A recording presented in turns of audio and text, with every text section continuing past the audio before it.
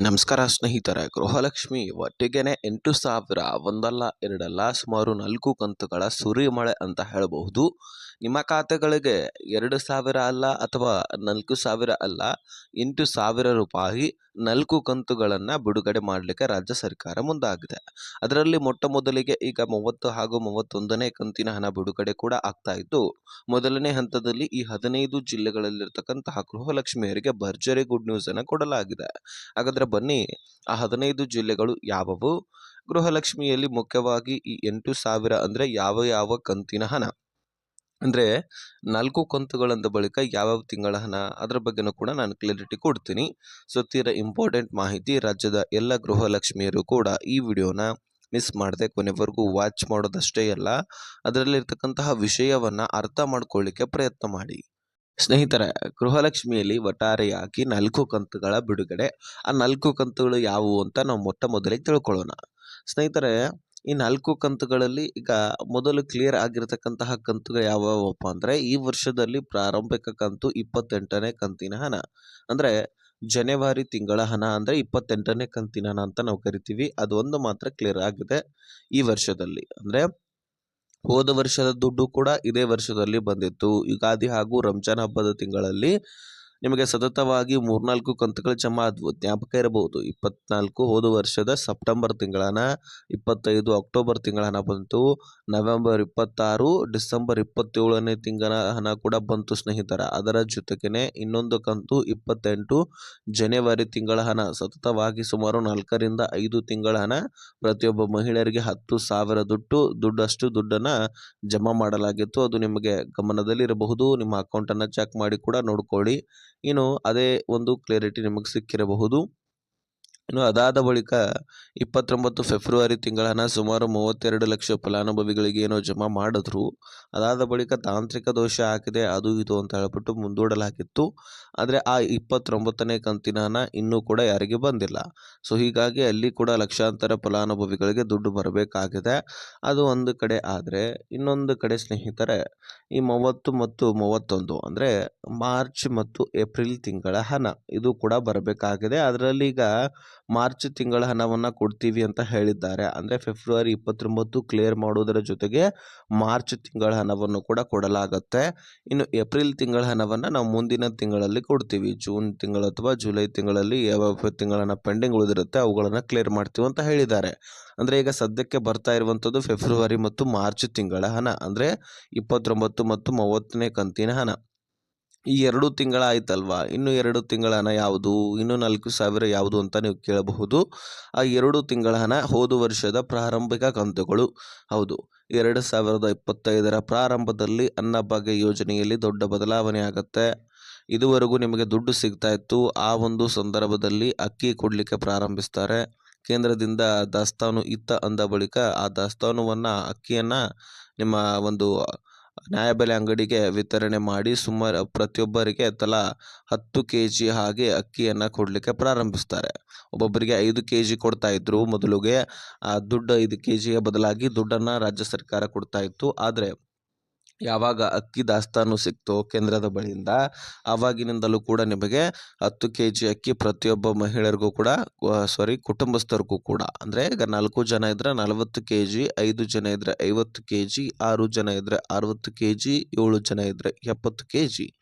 ಈ ರೀತಿಯಾಗಿ ನ್ಯಾಯಬೆಲೆ ಅಂಗಡಿಯ ಮುಖಾಂತರ ಅಕ್ಕಿ ವಿತರಣೆ ಆಗಲಿಕ್ಕೆ ಪ್ರಾರಂಭಿಸ್ತಾರೆ. ಸೊ ಅದೇ ಒಂದು ಸಂದರ್ಭದಲ್ಲಿ ನಿಮ್ಮ ಖಾತೆಗಳಿಗೆ ಗೃಹಲಕ್ಷ್ಮಿ ದುಡ್ಡನ್ನು ಡೈರೆಕ್ಟ್ ಆಗಿ ಏಪ್ರಿಲ್ ತಿಂಗಳ ಹಣವನ್ನು ಜಮಾ ಮಾಡಲಾಗುತ್ತೆ.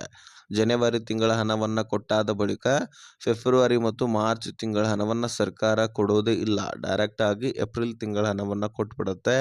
ಸೊ ಆ ಏಪ್ರಿಲ್ ತಿಂಗಳ ಹಣವನ್ನು ನೀವು ಪಡ್ಕೊಂಡಾದ ಮೇಲೆ ಮೇ, ಜೂನ್, ಜುಲೈ ಅಂತ ಒಂದಾದ ಮೇಲೆ ಒಂದು ಕಂತುಗಳನ್ನು ಪಡ್ಕೊಳ್ತಾ ಬರ್ತೀರಿ.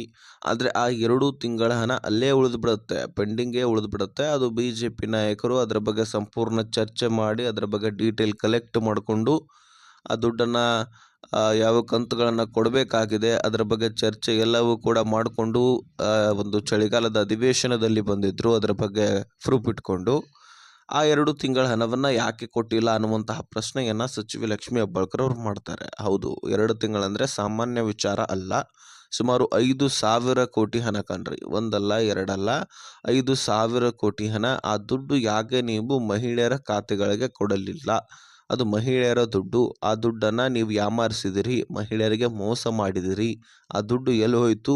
ನೀವು ನುಂಗಾಕಿದ್ದೀರಾ ಅಥವಾ ನಿಮ್ಮ ಸರ್ಕಾರ ನುಂಗಾಕಿತಾ ಅಥವಾ ನಿಮ್ಮ ಹಣಕಾಸು ಇಲಾಖೆ ನುಂಗಾಕಿದೆಯಾ ಅನ್ನುವಂತಹ ಪ್ರಶ್ನೆಗಳನ್ನು ಮಾಡ್ತಾರೆ. ಸೊ ಹೀಗಾಗಿ ಸಚಿವ ಲಕ್ಷ್ಮೀ ಹೆಬ್ಬಾಳ್ಕರ್ ಅವರು ಮೊದಲನೇ ಹಂತದಲ್ಲಿ ಇಲ್ಲ ನಾನು ಕೊಟ್ಟಿದ್ದೀನಿ, ಕ್ಲಿಯರ್ ಮಾಡಿದ್ದೀನಿ ಅಂತ ಎಷ್ಟೇ ಹೇಳಿದ್ರು BJP ನಾಯಕರು ಒಪ್ಪೋದಿಲ್ಲ. ಯಾಕಂದರೆ ಅವ್ರ ಹತ್ರ ಪ್ರೂಫ್ ಇರುತ್ತೆ, ಡೀಟೇಲ್ ಎಲ್ಲವೂ ಕೂಡ ಕಲೆಕ್ಟ್ ಮಾಡ್ಕೊಂಡು ಬಂದಿರ್ತಾರೆ.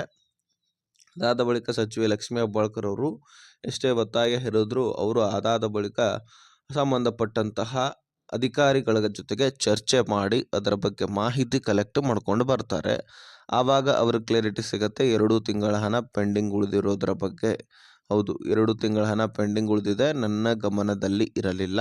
ಈಗ ಅಧಿಕಾರಿಗಳ ಹತ್ರ ಚರ್ಚೆ ಮಾಡಿದಾಗ ನನ್ನ ಗಮನಕ್ಕೆ ಬಂದಿದೆ, ಆ 5,000 ಕೋಟಿ ಹಣ ಎಲ್ಲಿ ಹೋಗಿಲ್ಲ, ಹಣಕಾಸು ಇಲಾಖೆ ಹತ್ರನೇ ಇದೆ. ಸೊ ಅದನ್ನು ನಾನು ಮುಂದಿನ ದಿನಗಳಲ್ಲಿ ಸರಿಪಡಿಸ್ತೀನಿ. ನನ್ನ ಮಾತಿನಿಂದ ಯಾರಿಗಾದರೂ ಬೇಜಾರು ಹಾಕಿದರೆ ಕ್ಷಮಿಸಿ ಅಂತಲೂ ಕೂಡ ಹೇಳ್ತಾರೆ. ಸೊ ಹೀಗಾಗಿ ಆ 2 ತಿಂಗಳ ಹಣವನ್ನು ಕೊಡಲಿಕ್ಕೆ ಪ್ರಾರಂಭಿಸ್ತಾರಂತ ಹೇಳಿದ್ದಾರೆ. ಜೊತೆಗೆ ಹಣಕಾಸು ಇಲಾಖೆ ಆ ಸಂದರ್ಭದಲ್ಲಿ 3-4 ತಿಂಗಳ ಹಣವನ್ನು ಸರಿಯಾಗಿ ಕೊಟ್ಟಿರಲಿಲ್ಲ, ಪೆಂಡಿಂಗ್ ಉಳಿಸಿತ್ತು. ಹಾಗಾಗಿ ಸಚಿವೆ ಲಕ್ಷ್ಮೀ ಹೆಬ್ಬಾಳ್ಕರ್ ಅವರು ಹೇಳ್ತಾರೆ, ನಾನು ಪ್ರತಿ ತಿಂಗಳು ಕೂಡ ಹಣಕಾಸು ಇಲಾಖೆಗೆ ನೋಟಿಸನ್ನು ಕಳಿಸ್ತಾನೆ ಇರ್ತೀನಿ. ಆದರೆ ಹಣಕಾಸು ಇಲಾಖೆ ಸರಿಯಾದ ಸಮಯಕ್ಕೆ ದುಡ್ಡು ಕೊಡದೇ ಇರುವಂತಹ ಕಾರಣಕ್ಕಾಗಿ ಈ ರೀತಿ ಅವಘಡಗಳು ಸಂಭವಿಸ್ತಾ ಇದ್ದಾವೆ ಮತ್ತು ಎಲ್ಲ ಕಂತುಗಳು ಪೆಂಡಿಂಗ್ ಉಳಿಲಿಕ್ಕೆ ಕಾರಣವಾಗಿದೆ ಹಣಕಾಸು ಇಲಾಖೆ ಅಂತ ಆರೋಪವನ್ನು ಮಾಡ್ತಾರೆ. ಸೊ ಬೇಸತ್ತು ಹೋಗಿದ್ರಂತ ಅನಿಸುತ್ತೆ ಸಚಿವ ಲಕ್ಷ್ಮೀ ಹೆಬ್ಬಾಳ್ಕರ್ ಅವರು. ಯಾಕಂದರೆ ಸರಿಯಾದ ಸಮಯಕ್ಕೆ ದುಡ್ಡು ಕೊಟ್ಟರೆ ಯಾವುದೇ ರೀತಿ ತೊಂದರೆ ಇರೋದಿಲ್ಲ. ಇನ್ನು ಅವರ ಮೇಲೆ ಒತ್ತಾಯ ಆಗಿರಲಿ, ಒತ್ತಡ ಆಗಿರಲಿ ಇರೋದನ್ನು ಮಾಡ್ತಾ ಇರಲಿಲ್ಲ.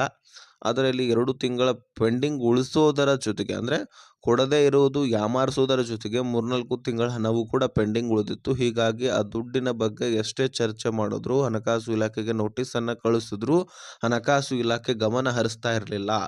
ಅಂದರೆ ಯಾರಪ್ಪ ನೀನು ಅನ್ನುವ ಹಾಗೆ ವರ್ತಿಸ್ತಾ ಇತ್ತಂತೆ. ಹಾಗಾಗಿ ಅದರ ಬಗ್ಗೆ ಚರ್ಚೆ ಮಾಡಿ ಹಣಕಾಸು ಇಲಾಖೆಯ ಮೇಲೆ ಪ್ರೆಷರ್ ಹಾಕಿದ ಕಾರಣಕ್ಕಾಗಿ ದುಡ್ಡನ್ನು ದಿಢೀರನೆ ಒಂದಾದ ಮೇಲೆ ಒಂದು ಕಂತುಗಳನ್ನು ರಿಲೀಸ್ ಮಾಡಲಿಕ್ಕೆ ಪ್ರಾರಂಭಿಸುತ್ತೆ.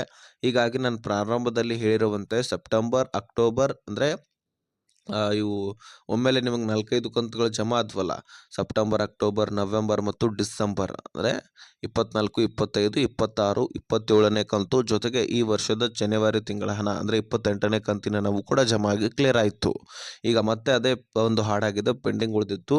ಈಗ ಅದನ್ನು ರಿಲೀಸ್ ಮಾಡಿ ಕ್ಲಿಯರ್ ಮಾಡಲಿಕ್ಕೆ ಮುಂದಾಗಿದ್ದು 29ನೇ ಕಂತಿನ ಹಣ. ಸೊ ಬೆಂಗಳೂರು ನಗರ ಸೇರಿದಂತೆ ಬೆಂಗಳೂರು ಗ್ರಾಮಾಂತರ, ರಾಮನಗರ, ಮೈಸೂರು, ಮಂಡ್ಯ, ಚಾಮರಾಜನಗರ, ತುಮಕೂರು, ಚಿತ್ರದುರ್ಗ, ಅದೇ ರೀತಿಯಾಗಿ ದಾವಣಗೆರೆ, ಹಾಸನ, ಶಿವಮೊಗ್ಗ, ಕೊಡಗು, ಉಡುಪಿ, ದಕ್ಷಿಣ ಕನ್ನಡ, ಚಿಕ್ಕಮಗಳೂರು ಈ ಒಂದು ಜಿಲ್ಲೆಗಳಲ್ಲಿರ್ತಕ್ಕಂತಹ ಗೃಹಲಕ್ಷ್ಮಿಯರ ಖಾತೆಗಳಿಗೆ ದುಡ್ಡನ್ನು ಜಮೆ ಮಾಡಲಾಗ್ತಾ ಇದೆ ಸ್ನೇಹಿತರೆ. ಸುಮಾರು 4 ಕಂತುಗಳನ್ನು ನಿಮ್ಮ ಖಾತೆಗಳಿಗೆ ಜಮಾ ಮಾಡ್ತಾ ಇದ್ದಾರೆ. ನೀವು ವರಿ ಮಾಡ್ಕೊಳ್ಳುವಂಥ ಅವಶ್ಯಕತೆ ಇಲ್ಲ. ಪ್ರತಿಯೊಂದು ಕಂತನ್ನು ಕೂಡ ಜಮಾ ಮಾಡಿ ಕ್ಲಿಯರ್ ಮಾಡ್ತೀವಿ ಅಂತ ಸಚಿವೆ ಲಕ್ಷ್ಮೀ ಹೆಬ್ಬಾಳ್ಕರ್ ಅವರು ಅಪ್ಡೇಟ್ನ ಕೊಟ್ಟಿದ್ದಾರೆ. ಈ ವಿಷಯವನ್ನು ಆದಷ್ಟು ಎಲ್ಲ ಗೃಹಲಕ್ಷ್ಮಿಯರಿಗೆ ಶೇರ್ ಮಾಡಿ, ಅವ್ರಿಗೂ ಕೂಡ ಕ್ಲಾರಿಟಿ ಸಿಗಲಿ, ಎಲ್ಲ ವಿಷಯದ ಕುರಿತಾಗಿ ಮಾಹಿತಿ ಗೊತ್ತಾಗಲಿ.